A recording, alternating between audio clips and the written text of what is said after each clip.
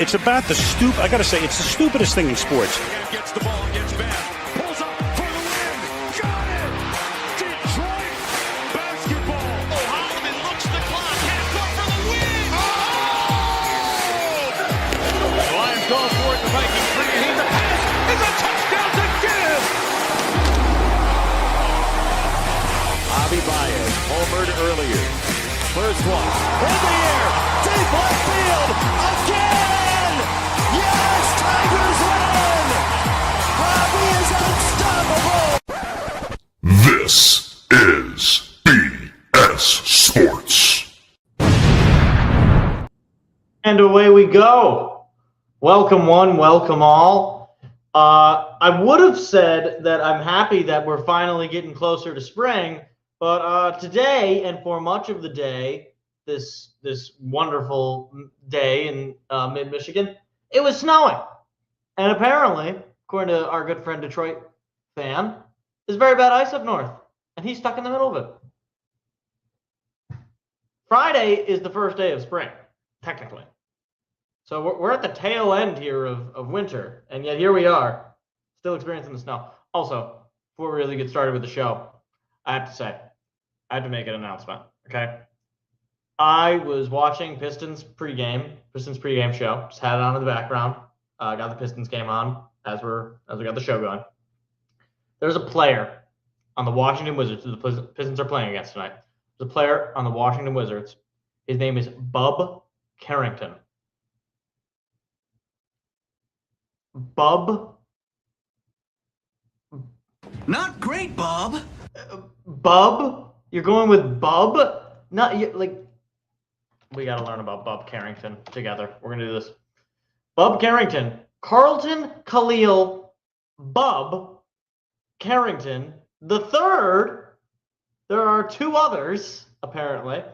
Is an American professional basketball player for the Washington Wizards of the National Basketball Association. He is 20 years old from Baltimore, Maryland. The third in his family with the same name was nicknamed Lil Bub after his basketball coach father's nickname, later shortened to just Bub. He attended St. Francis Academy in Baltimore, where he played basketball, baseball, and football. He was also part of the chess club. He scored over 2,000 points in high school, and after his junior year, committed to playing college basketball for Pittsburgh. Bub Carrington. He was on the chess team. He was like, not Scott the Woz. What's the Skyrim game? What is his name? Oh my gosh. Skyrim guy.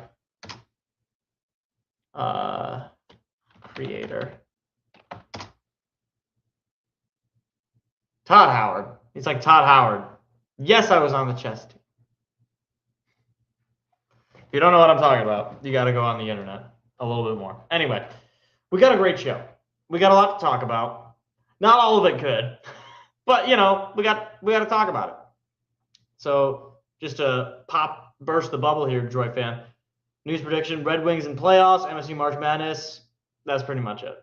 That's pretty much all I got. All right, I just gotta be honest with you guys. All right, there wasn't a whole lot. There's some NFL offseason stuff that I want to get to briefly, but not gonna spend too much time on it because there wasn't really all that much.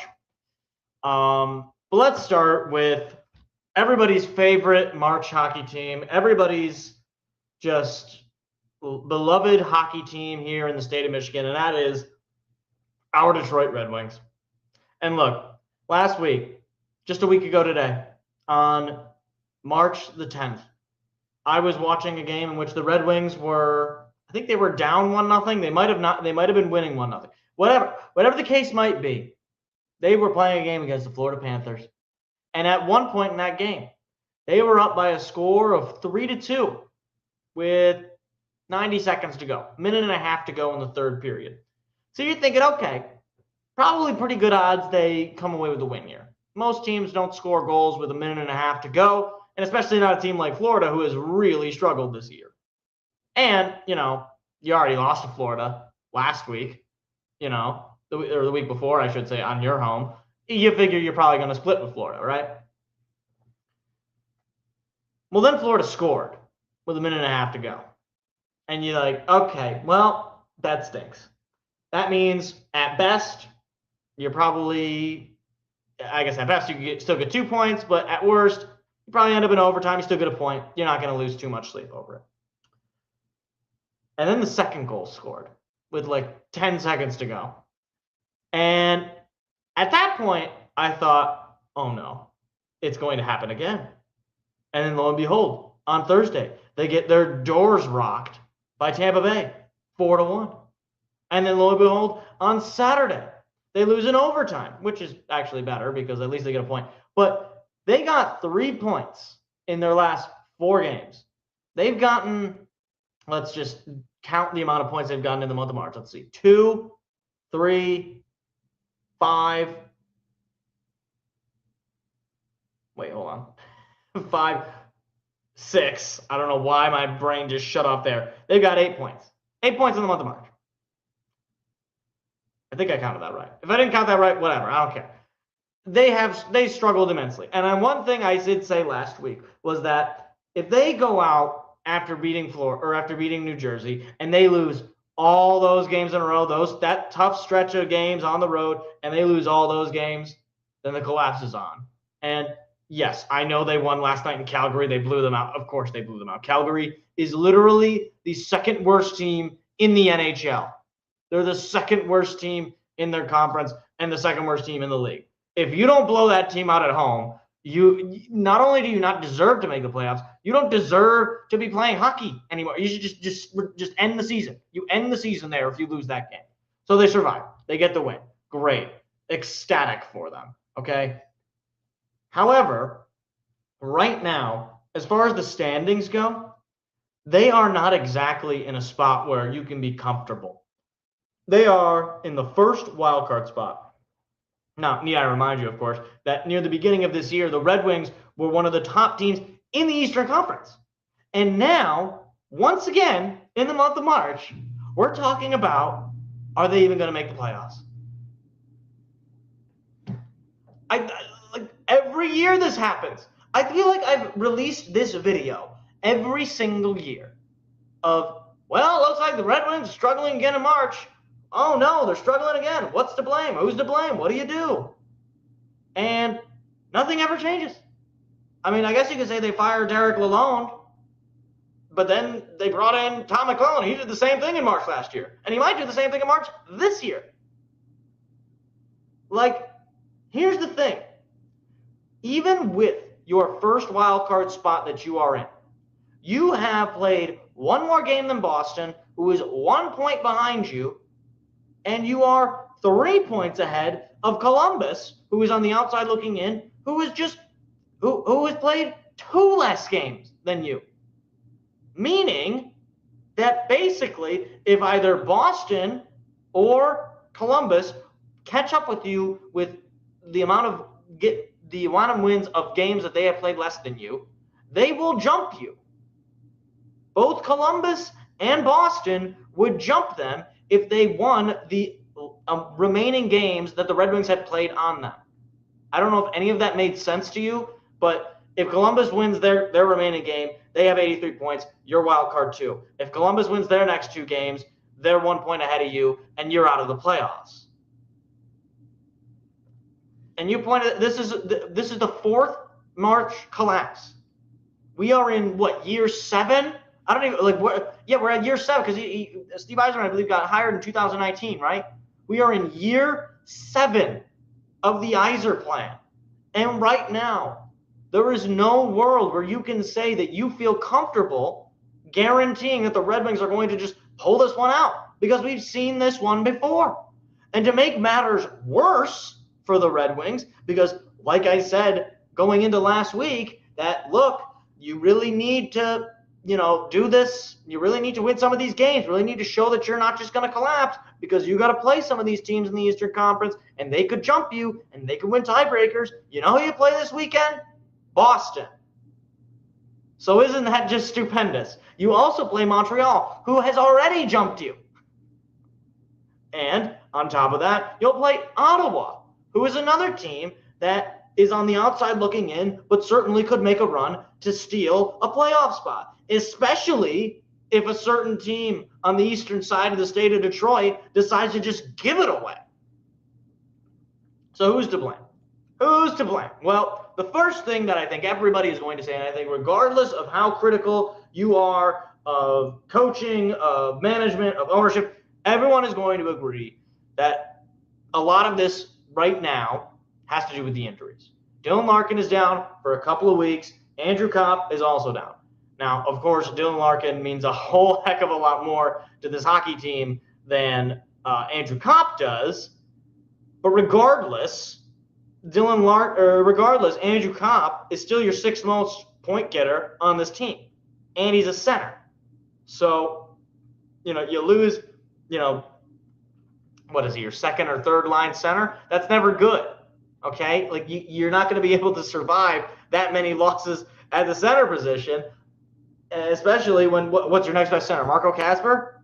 Are you really like all the people talking about how great the youth is going to be? Marco Kasper's got 16 points on the year, and he's a negative player on the ice for what that's worth. Don't just say, oh well, Kopp stinks anyway, because for one, Steve Yzerman is the one who brought him in, and for 2.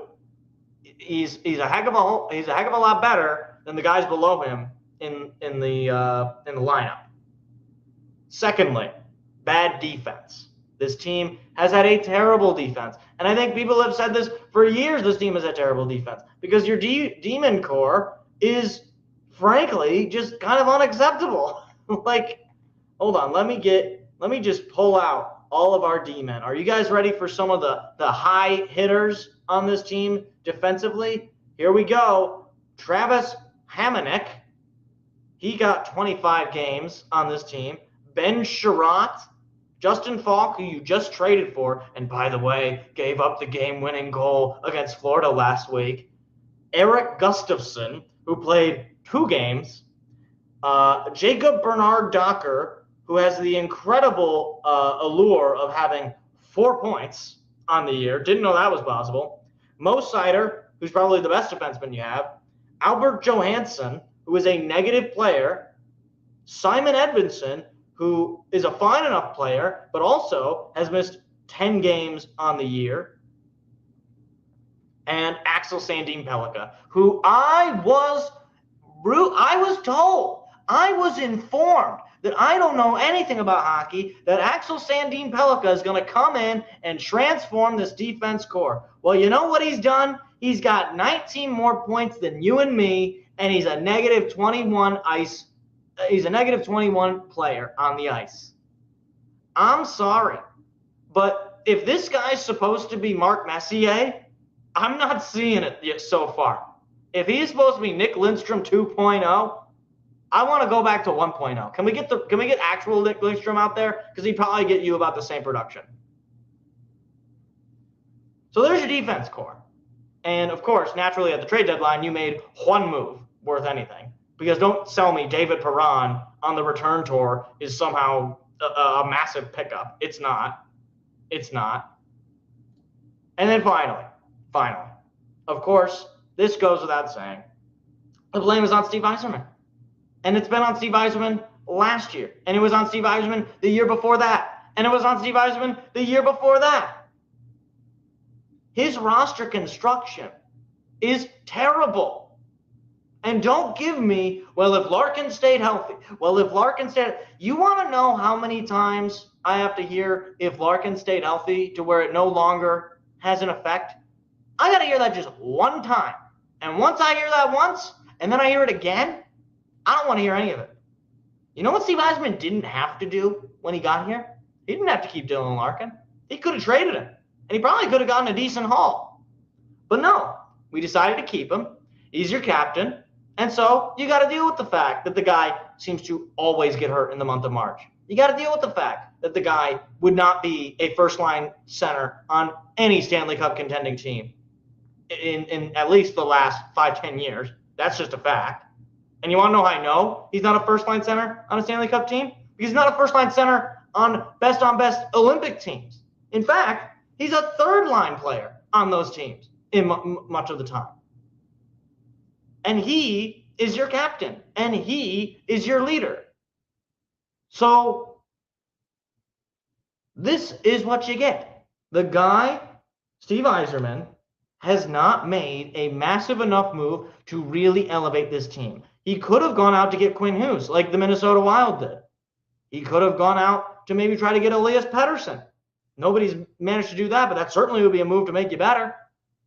No, instead, his big move was getting John Gibson, who's been fine, but certainly not world-changing, and refusing, seemingly on principle, to bring up Sebastian Cossa, who is another one of these guys that I've been sold on is going to be, basically, the next big thing. He's gonna transform this team. Just you wait until Simon Edmondson, Axel Sandin Pellikka, and Moritz Seider are all on this team. Then you'll see just how good Oh, yeah, that's right. They are all on the team. Just you wait until Michael Brandt-Signigaard comes in and gets us, 2 points on the year and then gets immediately sent back down to the AHL level. Just you wait, funny man, guy who doesn't know anything about hockey. Just you wait. Because all of us hockey geniuses know that Steve Yzerman is going to figure this out. Well, guess what? If your one skill as a general manager is being able to draft, and that one skill is also not that great, you might not be that good at your job. You ever think about that? Like, if I told you that my job is made up of, thirds, and I am good at 1/3 of those things, but not amazingly good, but pretty good, but I'm really bad at the other 2 things, well then maybe I'm not that good at my job. So obviously, for a lot of people, they might be watching this and saying, oh my gosh, this guy's overreacting. They're not even out of the playoffs yet. Right now, they're still in the playoffs. That's true. But let me tell you something. If we end up making the playoffs and we're a wild card 1 or wild card 2, and we end up getting our doors rocked, we end up getting absolutely massacred, pantsed, embarrassed, beat up, and chewed out and booed off stage to shout out Eminem. In what way is this a success? You don't look really any better. You just look like a team that happened to stumble in. You know a team that looks a whole lot better? Buffalo, Montreal, heck, even Carolina and New York, the Islanders. Those teams all look better. You know what you look? You look like basically the same team you've looked like the last 2-3 years. A middling team with no one true superstar, with a coach that nobody is really all that enthused about outside of Detroit. And you might miss the playoffs again. And yet, here we are. Steve Eisman's probably going to keep his job regardless of if they make the playoffs. And probably especially if they make the playoffs, he'll keep his job, which would make sense. But nothing will change. He's not going to make a big move to really elevate the team. He's not going to, call up a number of his prospects to elevate the youth of the team. Because the fact is, the prospects just aren't that good. If they were so good, they'd be here. And you know that as well as I do.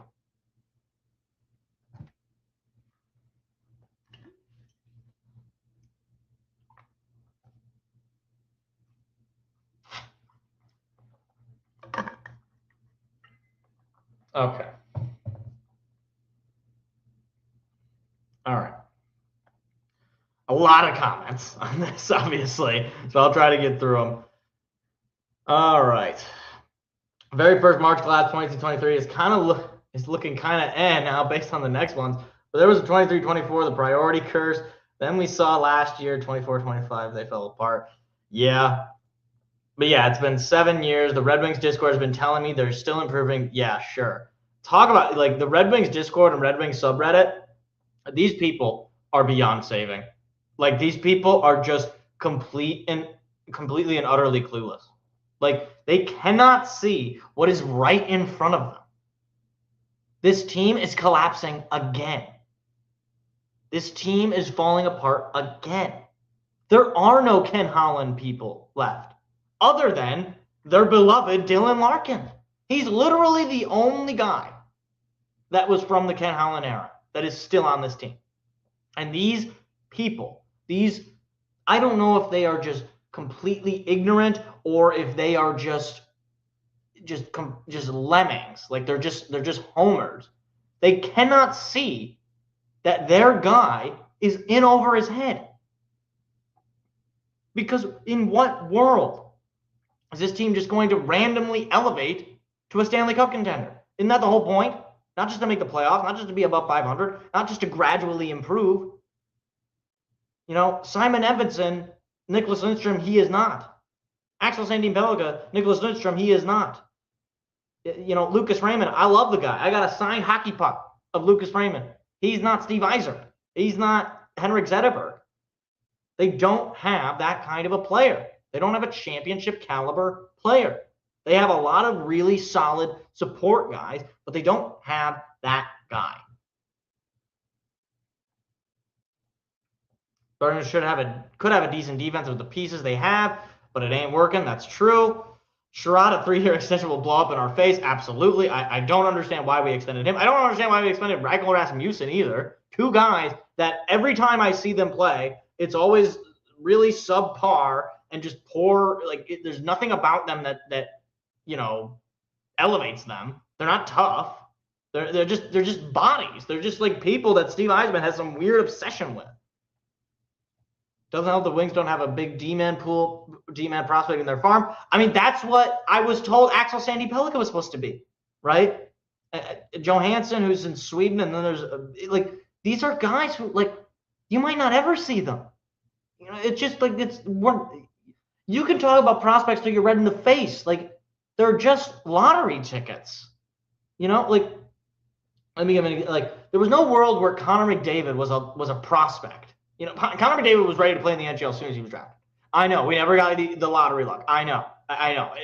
7 years after the fact, it's all because the lottery screwed us over a couple of times. I know. If you're such a good drafter, if you're so elite, if you're the greatest GM ever, you can find a superstar or a high caliber, high producing player no matter where it is in the draft. Or get this, you can trade for that player, or you can sign that player, or you can, bring in an undrafted. You can figure if you are so good, you will find a way to make your roster elite and competitive. The fact that the Pistons have managed to do that, Trajan Langdon has managed to do exactly that in 2 seasons, he made this team a potential 1 seed out of the Eastern Conference. Even if you want to say the Eastern Conference this year for the NBA is weak, he took a team that quite literally was rock bottom in the league and in 2 seasons, with actually not even that many moves, turn them into a number 1 seed in the Eastern Conference. Just like that. They got a boatload of forward pros like Carter, Nate Danielson, Eddie Genberg, and Amadeus Lombardi. I've been hearing about Amadeus Lombardi for like 5 years. He's not a real person. He's not going to do anything for you. Goalie pros like Trey Augustine, Sebastian Costa, Rudy Guimond. I don't even know who Ruby is. Ruby. He can draft his NHL moves. Suck. Yeah. And then you talk about some of the other GMs. I mean, like, regardless of what you think of, Brad Holmes, Scott Harris, these guys, the one thing you can't say about any of the other GMs is that they haven't had any success. I mean, I know Brad Holmes, it's very popular right now among Lions fans and Detroit fans in general to, dog on Brad Holmes because he's not making the big splash type moves. Brad Holmes has gotten you to the NFC Championship game. Brad Holmes has gotten you 2 division titles. I don't know. I'd have to think of how many Pro Bowlers or All-Pro players he's drafted as well. Steve Eisenman's done none of that. Has he drafted anybody who's been an MVP candidate or anything? Like Cade Cunningham is an MVP candidate. Even Troy Weaver, who is a bona fide scrub of a GM, managed to find an MVP candidate. Now you might say you got the number 1 overall pick, so it just proves the point that you need the lottery to win. Once again, Troy Weaver sucked. He was a terrible GM. And even he stumbled upon an elite prospect in Cade Cunningham. Anyway.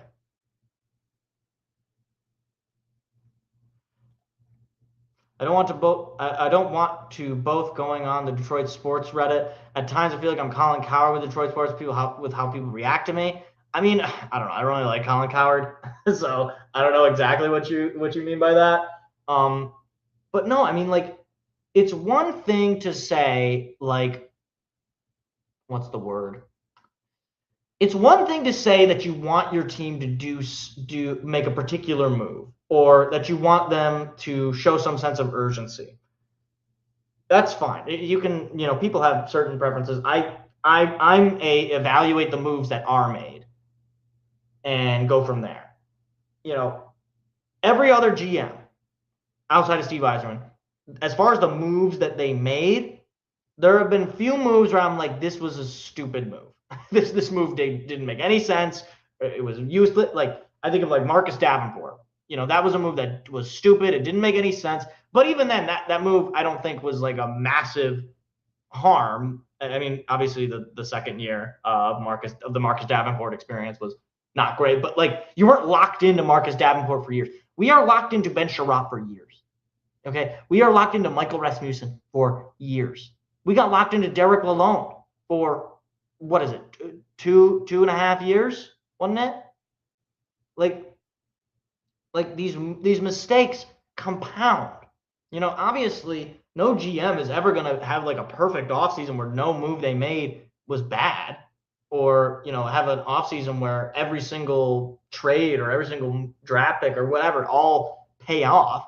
But in the aggregate, the team gets better, or in the aggregate, the team remains highly competitive, like the Tigers or the Lions or right now the Pistons. The Red Wings are the only team that don't get better. They just stay where they are.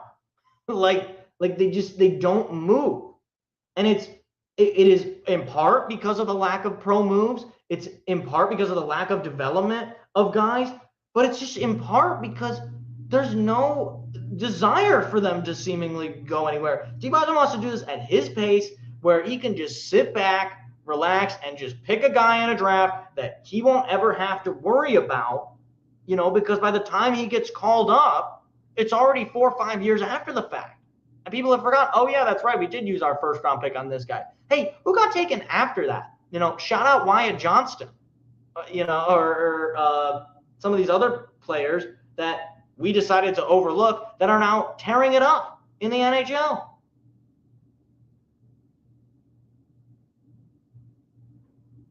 Anyway, Hayes was asking Ivy, well, that wasn't his fault. Bay worked, but trading him was bad. That was terrible. That trade was so bad. The trading Sadiq Bey straight up for James Wiseman is one of the worst trades in Pistons history. Cade Durden's hard work. Sasser was a first, but he's looking to be a dud. I don't know. Sasser's fine coming off the bench. He's not amazing, but yeah, I agree with you. He's not blowing you out of the water. He's definitely one of the. This is probably damning with faint praise. He's one of the better shooters on the team. Which again, damning with faint praise. But again, we're not really going to get into Lions or Tigers offseason right now because there's not really anything to report. Other than the Lions just signed a couple of corners. I mean, here's your Lions commentary. The moves that were made, they probably make you. They probably give you a little bit of depth. They might be better for you injury wise, but there's nothing that really screams like major change. I think most of the change that you're going to see is in getting rid of dead weight and in bringing in new schemes and just probably drafting. like obviously those are that's you could probably the draft can definitely boost you. I mean, I remember the offseason going into 23, and that was not an amazing offseason. I mean, you got David Montgomery, and I'm trying to think of what else you even did. That was the main, I guess, Cam Sutton. People didn't really like him very much. Emmanuel Mosley. I think those were your big three moves: was Montgomery, Sutton, and Mosley, and CJ Gardner-Johnson. But literally none of those guys are even on the team anymore. So again, but as far as draft goes, that draft class is elite. That's Brian Branch, Jahmyr Gibbs, Sam Laporta, somebody else in that draft, Jack Campbell. All those guys are incredibly instrumental to your team. And so anyway, this is beside the point. Any anger or angst for me is going to come from once the actual games are being played. And people know me, I think, well enough at this point to, understand that this has been my policy. I don't yell and scream about off seasons because it's like yelling and screaming about, exhibition games. You're yelling and screaming about something that is not real. Nobody cares about who wins the off season. The only people who care about who wins the off season are teams that are never good. And a lot of the times, the teams that win the off season don't actually do much in the regular season, or they're hugely disappointing. That's not to say that you don't do anything to make your team better in the off season. My point is that if you hyper focus on the off season and you just say, "Oh my gosh, why aren't we doing this? Why are we doing that?" You're not even gonna remember. You're just once the regular season starts, you're gonna be like, "Oh man, why didn't we trade for Justin Fields?" It's just, this is just how it happens. And look, there obviously will be discussions as the year goes and all that, but I'm not gonna. I literally do not have the energy or the desire to bitch and moan about off-season moves. Pardon my French. It's just stupid.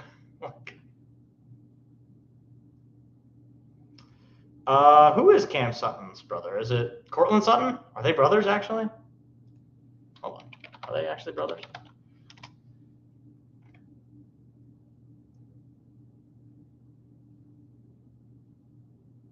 I'm not saying that they're brothers.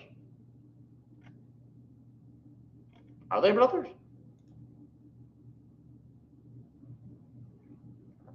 They might be cousins. Yeah, I don't think they're brothers. I mean, they have the same last name. Either way, Cortland Sutton's fine, but it wouldn't really make much sense. Anyway. Here's the thing, though, about a lot of this. I mean, this is kind of a meta commentary that I'm giving. I think a lot of the angst for off-season moves in general is a little bit of root for ratings. For example, on the one hand, obviously, I would like if the Lions got, say Cam Jordan or whomever is even still out there in free agency to help the defensive line. On the other hand, I understand that me complaining about it is not going to do anything. They're either going to do it or they aren't. And so I'm not going to, nobody – does anybody even remember what the Seahawks offseason – I mean, I guess they got Sam Darnold. This is my point, is people have very short-term memories. Once you start winning, it doesn't really, nobody remembers.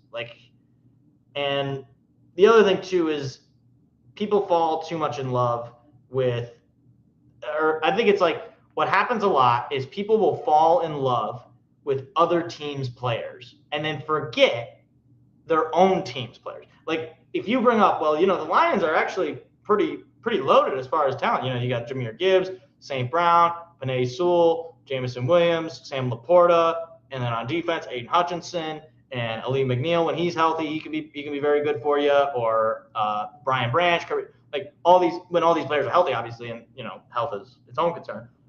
People are like, yeah, whatever. But we need this other guy who we don't watch as much and aren't as scrupulous on, and we just kind of have been told that he's very good because we looked at his Football Reference page. And it has nothing to do with the reality of whether it would actually work or whether the money is actually there or whether the desire of the player is even there. It's just we really want that guy on our team because he's got a bunch of big numbers on his page. And I'm not saying that's a bad reason. We're just fans, okay? We're not here to, we are not the ones who make the moves. This is not a, don't ask for more if you're a sports fan. It is just like if literally every offseason you're saying we need to make a big move, then it seems to me that you're the one doing the square peg and circle hole, not the other way around. Anyway, that's a rant for another time. Okay, speaking of the NFL, let's actually just do the NFL offseason really quick. So, I was live when the Ravens trade for Max Crosby got nixed because they got cold feet, a.k.a. they realized they could get Trey Hendrickson for cheaper. And that's exactly what they did. They signed Trey Hendrickson to a 3-year deal. Now, look, I made this point when the news was kind of breaking out. Like, the irony is I very well could see this kind of turning in the opposite favor as the Ravens are thinking. Like, Trey Hendrickson is coming off of an injured season, and he's going to be 32 years old. And I've already gone through the long list of players who, when they reach that age, they start to deteriorate. Trey Hendrickson's not immune to that. And as good as I think Trey Hendrickson is, a lot of times you see these kind of players where they have that high peak and then they got a lot of really low valleys. And his years in Cincinnati are really the only years that he had major amounts of success. Anyway, I think it's a good move, though, short term at least. Long term for Baltimore, probably not. And also long term, that little maneuver they did with Vegas, that's going to hurt them. Because now teams are going to be like, oh, are you sure you want to trade? I don't know if I believe you. I'm not gonna listen to you, basically. And that's going to mean that a lot of offseason moves they might have been able to make, they're going to be kind of outside of it. So anyway, Daniel Jones also back with the Colts on a 2-year deal. He got like 80-some million. So once again, that adds now to the highest paid quarterback contracts in the league or whatever. Because again, as I've been saying consistently for months and weeks, and at this point maybe even years, it's just the cost of doing business. You pay your quarterback a large amount of money, and people complain about it when the team is not winning. People don't even know about it when the team is winning, or they just don't. It's only brought up when the team is losing. Is my point. And if it's only brought up when the team is losing, then it's not a real complaint. It's just a complaint about, I want to be winning, and this might have something to do with it, and it usually doesn't. But anyway, Daniel Jones. Look, the Colts are kind of in they're kind of in win now mode. They traded multiple first-round picks for Sauce Gardner at the trade deadline last year. So whether they like it or not, their Super Bowl window, if you could call it that, is right here, right now. They're going to have to win it in the next couple of years, and they're going to have to try to do it with Danny Derps. They just don't think that's going to work. So, well, what are you going to do? Anyway, next move, though, it makes sense, but it's just like, man, how does this keep happening? Justin Fields gets traded to the Chiefs from the Jets. So the Jets, obviously, they bring back Geno Smith. So Geno Smith is back in New York. So naturally, Justin Fields was the odd man out. They ship him off to Kansas City. He's probably going to back up, if not start the season for Kansas City with the Mahomes injury and the like. And to me, Justin Fields is kind of like now that new, who was like, trying to think of like quarterbacks that they've always been kind of bad, but people think they might be good. I don't know, like a Gardner Minshew kind of quarterback where like, you kind of get dazzled by those flashes of goodness and then you see how bad it can be. Like when Justin Fields lost that game to Detroit when he was at home and it was like 2 minutes left and the Lions ended up winning despite the fact they were down double scores and he was like celebrating 2 minutes before. That was when I knew that Justin Fields was a terrible quarterback. That was pretty much the point where I knew this guy's terrible. And anybody who sits here and says with a straight face that no, this guy, he just needs the right situation. He just needs some playmakers around. Like, no, he obviously a quarterback can put up bigger and better numbers with a better situation. That goes without saying. There's a reason this guy has not managed to find a starting job after leaving the Bears. Every time he's lost the job. He lost the job to Russell Wilson in Pittsburgh. He lost the job to Tyrod Taylor in New York. And now he lost the job again in New York and he will certainly lose the job in Kansas City because that's just what it is. But yeah, no, you know what? Here it is. Ohio State quarterback curse. Don't draft Julian Sayin. Basically, if you're a team that needs a quarterback, don't draft Julian Sayin. I don't even know if he's in this draft, but don't draft him because it's probably going to be bad. And then finally, this was breaking today. Jalen Waddle gets traded to the Broncos. Now, here's the thing. Let me pull up this trade because this to me is highway robbery. Okay, let's see. Can I see? Let me see. Do I get the full? I want the full trade return. Hold on.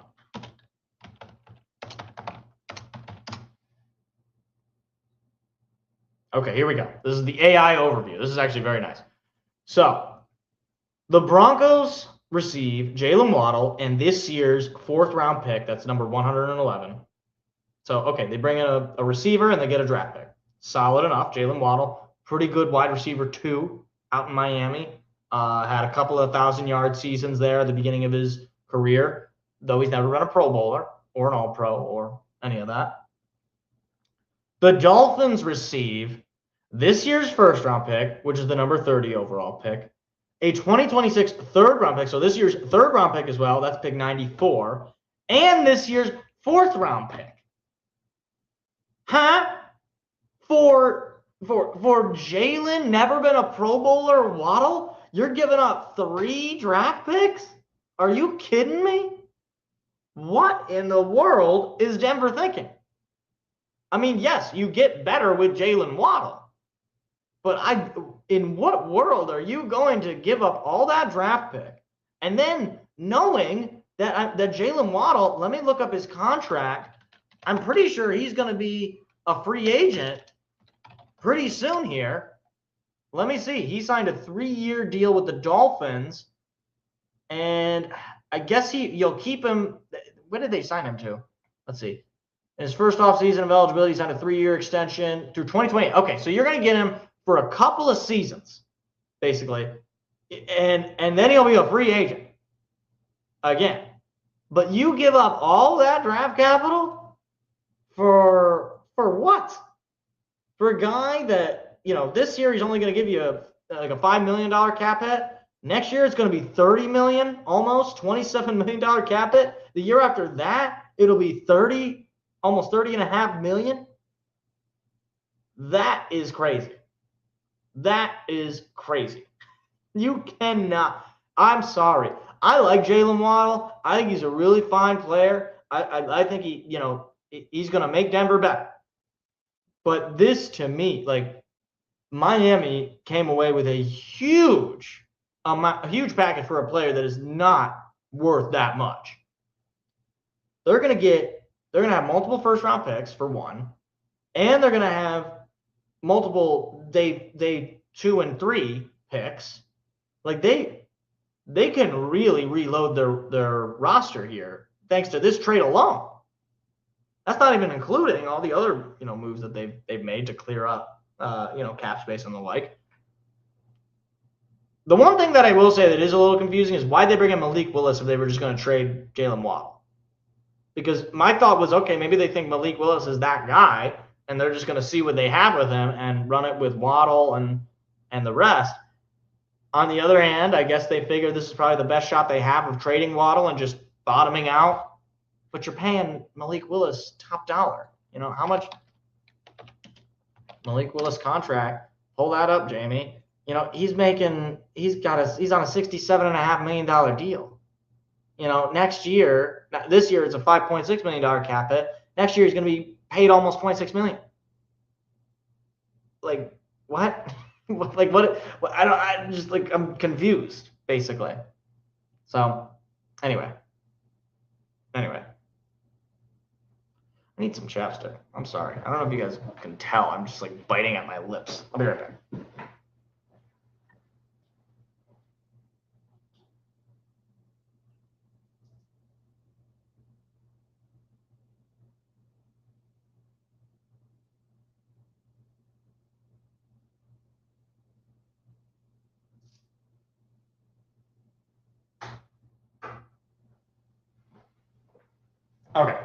Okay.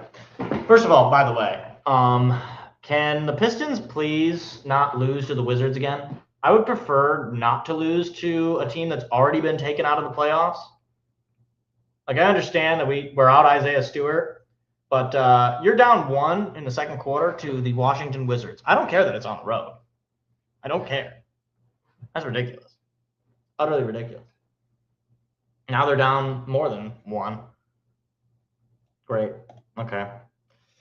All right. Now, want to end the show with a little March Madness talk. So before we get into Michigan State, because that's obviously my focus, I want to do a little bit more just generic kind of March Madness talk. So I'm pulling up the bracket here. I want to talk about each of your number 1 seeds. I think I do this pretty much every year. Because I'm not obviously going to break down every single game and every single matchup. That's absurd. But wanted to talk a little bit about the 1 seeds. Now, this is just full disclaimer before anybody yells and screams in the comment section or what have you. No, I am not a college basketball expert, and no, I did not watch all of these teams. I watched some of these teams. I watched a certain amount of these teams, but I didn't watch all these teams. I watched Michigan State, and maybe I caught a few other games here and there. First team I want to talk about is Duke. Now, Duke, I refer to as the Cam Boozer show. So, Cam Boozer is very good, if you haven't heard. Although Duke has shown a little bit of inconsistency, they have got some impressive wins. They obviously beat Michigan State. They beat Michigan. That was on the neutral site game. That very well could be a national championship preview game where Duke got the win there. I think they're a very good team. If I'm just being honest with you guys, I've already filled out my bracket. I got Duke winning it all. Cam Boozer is very, very good. He's almost certainly going to be playing in the NBA next year and probably getting significant amounts of minutes for whatever terrible team ends up drafting him. Shout out to the Wizards. They very well might end up with him for sure. The other team that is a little bit of a mystery team to me, in as much as I didn't watch any of them, Arizona. But the one thing that is a little mysterious about them, the one thing that I do know about them, is they don't shoot a lot of threes. They're not a big three-point shooter, unlike some of the other teams, and just frankly, just the way the game of basketball goes, they just kind of go against the grain in that regard. But hey, they've consistently been one of the number 1 teams in the country from the AP poll, if that means anything to you. So, yeah, they're certainly up there for a lot of people. Then you got Michigan. Michigan's a Big Ten powerhouse. They won the Big Ten this year. They did fail to win the Big Ten tournament this year, so they didn't really outright, fully, if that counts for anything. But they won the conference in the regular season, which is probably the more impressive thing than the tournament anyway. And they just body bag teams. I mean, like all year, I've seen it happen. They just body bag teams. Yaxel is a stud. He's going to be playing in the NBA almost certainly, even though he's making more money than he would have in the NBA, which is interesting. But yeah, Michigan's just very, very good. I mean, they're easily the best team in the Big Ten. I know they didn't win the conference tournament, but again, they are easily the best team in the Big Ten. They manhandled Purdue. They manhandled Michigan State twice to my chagrin. And I really have, outside of Michigan State, Purdue, I mean, like Nebraska is pretty good. Illinois is okay, but it was pretty much those three teams the entire season with who's going to win the Big Ten. And what do you know? Michigan wins the regular season, Purdue wins the conference tournament, and Michigan State was, I don't know, eating Play-Doh. That'll be our next discussion after we briefly talk about Florida. Florida is, of course, the reigning champs, so you got that going for you. I don't really have that much to add. They're the reigning champs. That's about it. And Florida, it's fun. They also, I believe, I could be wrong about that. Are they the last team to win back-to-back championships in college basketball? I feel like I'm wrong about that, but I don't know. Anyway. But yeah, like I said, I have Duke winning it all. I just feel like they're due, after Coach K had missed. I don't know. They're a 1 seed. It's usually a good bet to choose a 1 seed. Look, I'm not that original. Again, if you're asking for high-hitting analysis, some deep dive into every single college basketball team, this is unfortunately just not the show for you. I don't have that kind of time or that kind of dedication. Now, want to briefly talk about Michigan State to wrap up this segment because that is the team that I care about the most. And if you don't care about Michigan State, whatever, just listen to me. Anyway, to me, Michigan State, they end up with a 3 seed, which I'm fine with. I think that's good. Last year, I believe they were a 2 or a 1 seed. I think they were a 1 seed. Could be wrong about that. I think maybe they were a 2 seed. No, they weren't a 1 seed. They were a 2 seed. Anyway, Michigan State ends with a 3 seed following back-to-back losses to end the season. That was obviously the loss to Michigan on the road, and then the loss to UCLA in the Big Ten tournament. It's a game I didn't watch, but that to me, that you body bag that team in the regular season at home, and to just lose to them in the conference tournament, that's really disappointing. It's really not a great way to end the year. And look, Michigan State all year, their lack of shooting has meant that if they fall behind, they have to play exceptionally well in the second half just to be able to, try to win the game or be in the game. And that to me is just not that much of a winning formula. It just feels a lot like last year. And look, last year's team made it to the Elite Eight. They were 1 win away from a Final Four berth, but they ran into a powerhouse Auburn team. What are you going to do? This year, it just kind of felt like there wasn't a whole lot different. You lost Divine Ugochukwu, who was one of your bigger transfer portal guys. Kirk Hang kind of came alive as a 3-point threat off the bench near the end of the year. Michigan State just wasn't really different enough to really warrant a massive jump like, say, Michigan was when they brought in a bunch of guys like the Lendon board and the like. Michigan State, Jeremy Fears certainly had his best year, and he's going to be coming back next year, and he will continue to probably be a really, really good player in this league, but he doesn't have a shot. And so without a shooter, without a guy that can get you a bucket, Michigan State's just going to not go that deep. You got to win 6 in a row here to win a national championship. I just don't see that happening. I see them probably making the Sweet 16, which I guess I'd rather make the Sweet 16 than not make the Sweet 16. But my fear is they probably run into a UConn team and they just die.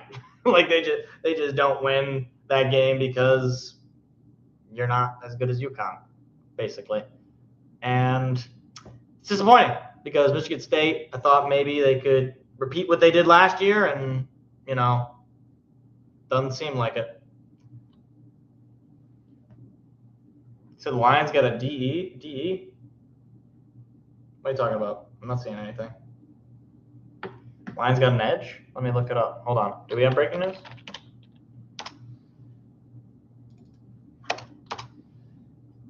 Hold on. Let me just look at news.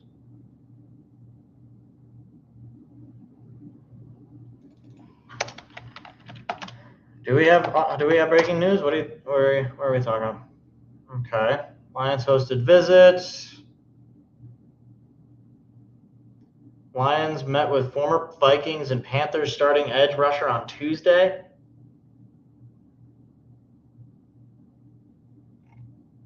Are you I'm not seeing anything. I see Tyler Conklin. Shout out Tyler Conklin. Defensive ends DJ Wanham from the Panthers. Really? Where is that? Oh, here we are. Wait, is this it? Lions signed former Vikings play. Oh no, that's tight end.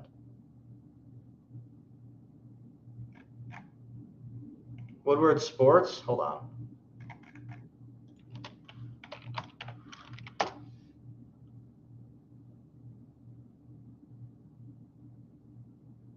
I just look at all.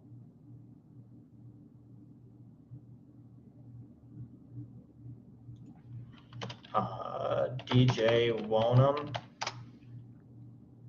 All right, here we go. Yeah, Lions signed edge rusher. Okay, hold on. Wait, we got breaking news. Hit the song. Hit the music. Detroit Lions have signed DJ Wonham to a 1-year deal. 1 year, what was it? $6 million deal? Okay, let me take a look. Who is this guy? DJ Wonham. He has just signed with Detroit.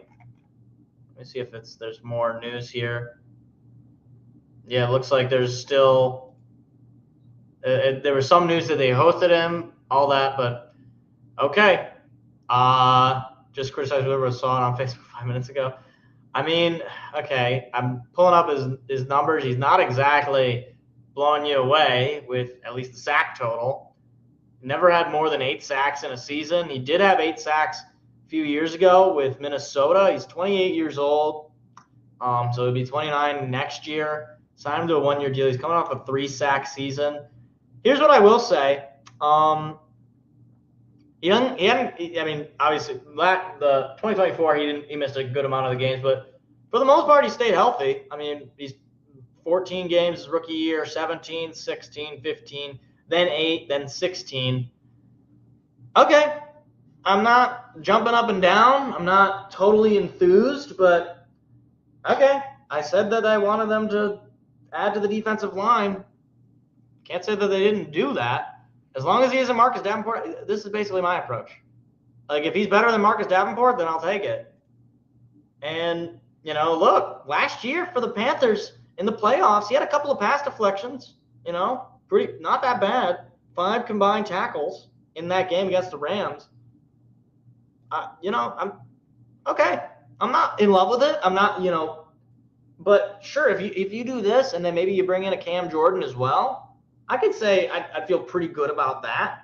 But okay, at the very least, you need a defensive lineman. You bring in a defensive lineman. Again, I've already made my point about, offseason and people overreacting or otherwise.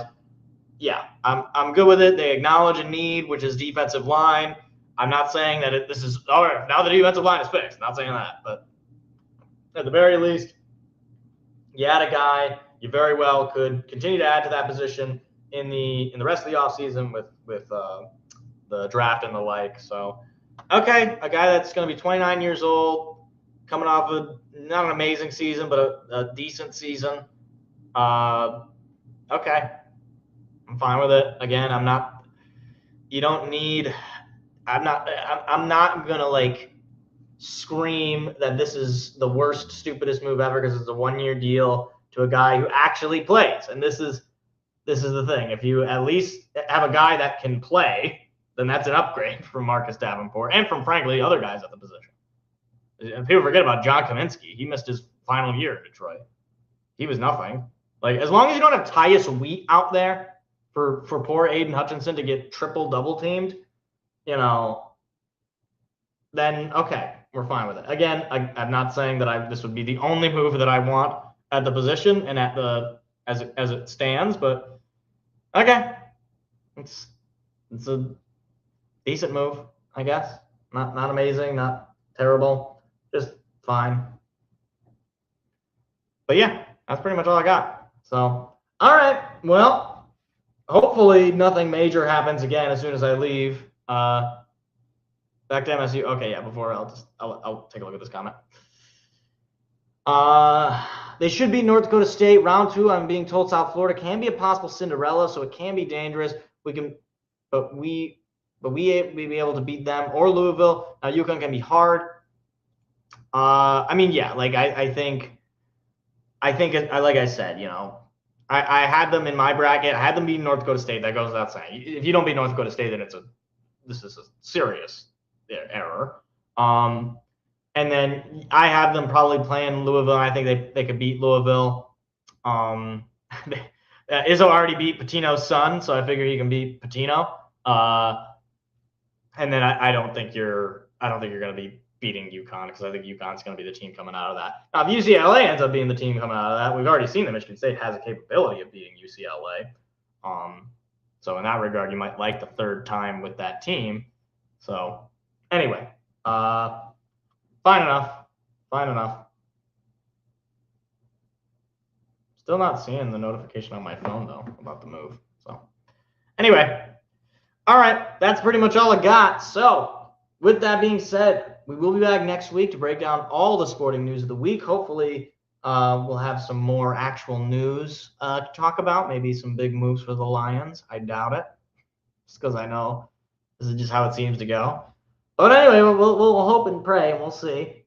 And call it as it is. So if you did enjoy, please hit the like, please hit the subscribe button. Hoping Michigan State will still be in the tournament by the time I next hear from you. With all that being said, once again, hit the like and subscribe, and I'll see you all next week. Have a good rest of your night, and take care. See ya.